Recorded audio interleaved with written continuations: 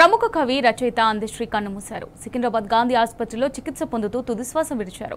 సికింద్రాబాద్ లాలాగూడలోని ఇంట్లో అందశ్రీ ఒక్కసారిగా కుప్పకూలిపోయారు. వెంటనే ఆయన కుటుంబ సభ్యులు గాంధీ ఆసుపత్రికి తరలించారు. అక్కడే చికిత్స పొందుతూ ఇవాళ ఉదయం 7:25 అందశ్రీ తుదిశ్వాస విడిచినట్టు వైద్యులు ప్రకటించారు. సిద్దిపేట జిల్లా మద్దూరు మండలం రేబర్తి గ్రామానికి చెందిన అందశ్రీ అసలు పేరు అందే ఇల్లయ్య. ఆయనకు 3 కుమార్తెలు, 1 కుమారుడున్నారు.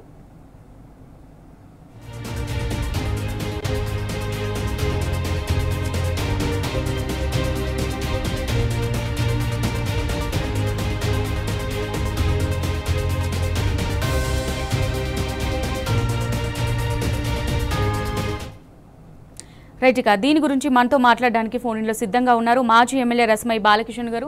సార్ చెప్పండి సార్, మరి ప్రముఖ కవి రచయిత అయినటువంటి అందశ్రీ అకాల మరణం చెందినట్టుగా తెలుస్తుంది. అనారోగ్యంతో ఆసుపత్రిలో చేరి చికిత్స పొందుతూ తుదిశ్వాస విడిచారు. తెలంగాణ ఉద్యమంలో అందశ్రీది కీలక పాత్రని చెప్పవచ్చు. ఆయన మరణం పట్ల మీ స్పందన ఏంటి? అందశ్రీ గారితో మీకున్నటువంటి బంధం ఎలాంటిది? అందశ్రీ గారు లేకపోవడం అనేది చాలా దురదృష్టకరమైనటువంటి రోజు. ఈ రోజు ఇంకా తెల్లారకపోతే బాగుండు అనిపిస్తా ఉన్నది. ఎందుకంటే ఒక మంచి ఆత్మీయుడితో కాకుండా కూడా తెలంగాణ సాంస్కృతిక ఉద్యమానికి వెన్నుముకగా నిలబడ్డటువంటి వ్యక్తి అందశ్రీ గారు. ముఖ్యంగా నాకు ప్రత్యేకమైనటువంటి అనుబంధం ఉంది. నా సాంస్కృతిక ప్రయాణంలో నా తొలి అడుగు నుంచి తెలంగాణ రాష్ట్రం సాధించే వరకు కూడా తను నాతోనే, నేను ఆయన ఎంబడి నడిచిన వాడిని, తను నా ఎంబడి నడకై సాగిన వాడు. మాకు ముఖ్యంగా 93లో మొదటిసారి అందశ్రీ గారు అప్పుడప్పుడే పాటలు రాస్తున్నటువంటి క్రమంలో అప్పుడు తొలినాళ్ళని జానపద గీతాలు రాసేవాడు. 93లో నేను కొత్తగా ఇక్కడ బీఈడి చేస్తా ఉన్నా. నాకు అప్పుడు పరిచయం ఆడు 93లో ఒక వేదిక దగ్గర పరిచయం అయిన తర్వాత నా పాట విన్న తర్వాత నేను బాగా పాడుతున్నా నాన్న అని చెప్పేసి మేము ఆయన పాటలన్నీ కూడా నాకు ఇవ్వడం జరిగినది. ఆయన జానపదాలు రాసిన తొలిన అల్లి బిల్లి అంగూర తోట, నేను అడుగుకుంటా పోయే బండ్ల వాడర్లో వాడుకుంటూ పల్లె పాట, నేను చిన్నంగా చేరాలి సిద్దిపేట, ఇది నా తొలి పాట. ఆయన తొలి పాట, ఆయన రాసినటువంటి మొదటి పాట కూడా. ఈ 2 పాటలు ఆడియో రూపంలో నేను ఆ రోజుల్లో తీసుకురావడం జరిగినది. 93 నుంచి 2014 వరకు కూడా మా అనుబంధం ఇలాగే కొనసాగుతూ వచ్చినది. అనేకమైనటువంటి పాటలు ఆయన రాసిన అన్ని పాటలకు జై జయ తెలంగాణ పాటతో సైతం నాకే తొలిసారి ఆయన పాడి వినిపించినటువంటి సందర్భం. నేను దానికి ఎట్లా ఉండాలి, ఎట్లా ఉంటే బాగుంటది అన్నటువంటి అనేకమైనటువంటి ఆలోచనలు కూడా మేము పంచుకునే వాళ్ళం.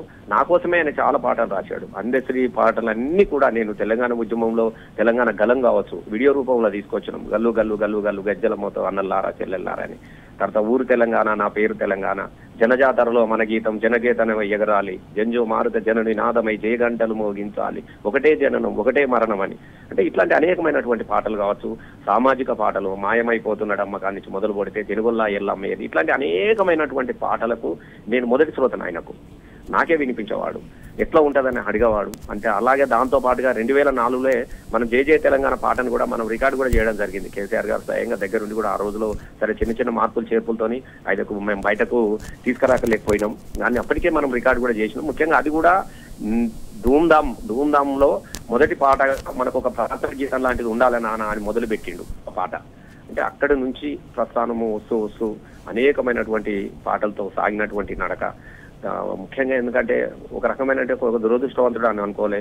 ఇంత గొప్ప పేరు, ఇన్ని పాటలు, కష్టాల కడల్ని ఎదురు నడిచిన వాడు, జీవితం అంతా ఆకలితో అలమటించిన వాడు. ఇవాళ తెలంగాణ రాష్ట్రం ఏర్పడి ఆయనకి ఇంత గౌరవం పొంది ఒక ఉండాల్సినటువంటి సమయంలో లేకపోవడం అనేది చాలా దురదృష్టంగా మేము భావించుకుంటా ఉంటున్నాం. ముఖ్యంగా పాటల అనుబంధం కన్నా కూడా కుటుంబ అనుబంధం కూడా, ఆ కుటుంబంతో కూడా నాకు ఆత్మీయమైనటువంటి సంబంధాలు ఉన్నాయి. వాళ్ళ పిల్లలు కావచ్చు, మల్లక్క కావచ్చు, వాళ్ళందరితో కూడా గడిపినటువంటి రోజులు సంవత్సరాలు మా ఇంటికి సిద్దిపేటకు వచ్చేటోడు, ఇక్కడ ఉండేటోడు, నేను వాళ్ళ ఊర్లోకి వెళ్ళేటోళ్ళం. మేము ఇట్లా అనేకమైనటువంటి జీవితాన్ని పంచుకున్న వాళ్ళం.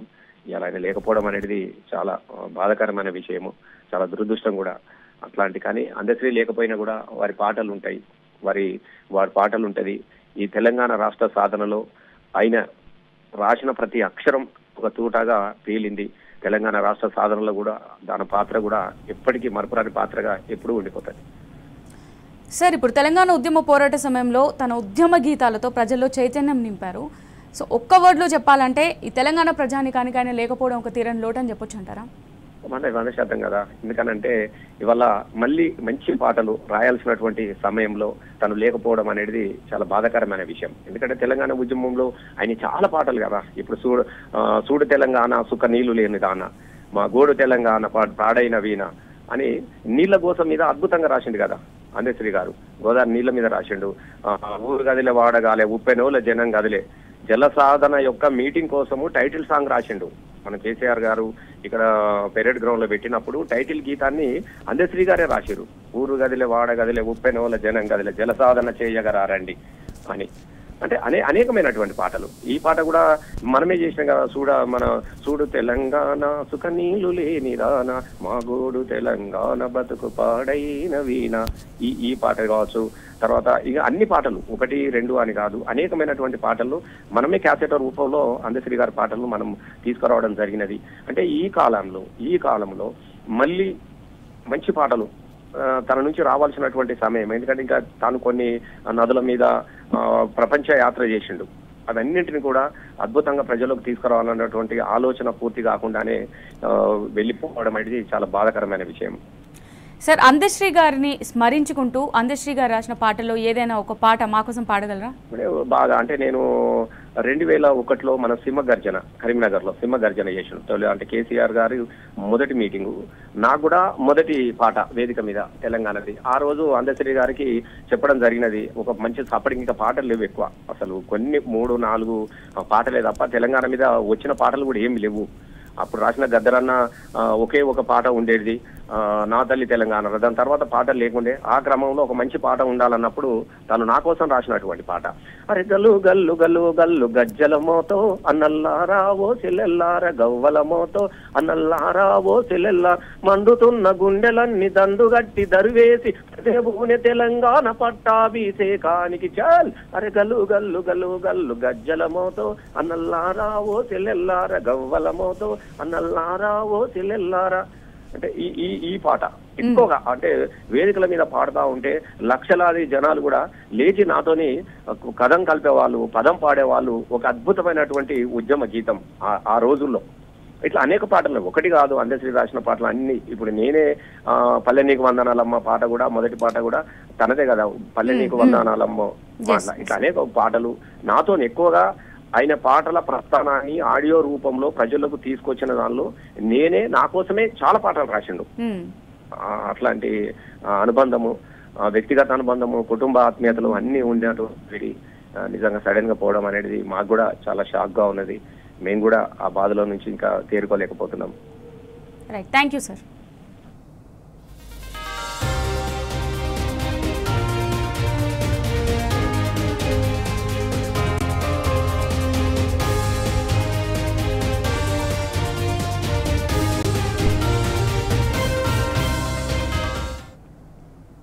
ప్రముఖ కవి రచయిత అందశ్రీ మృతి పట్ల బీఆర్ఎస్ అధినేత తెలంగాణ తొలి ముఖ్యమంత్రి కేసీఆర్ సంతాపం వ్యక్తం చేశారు.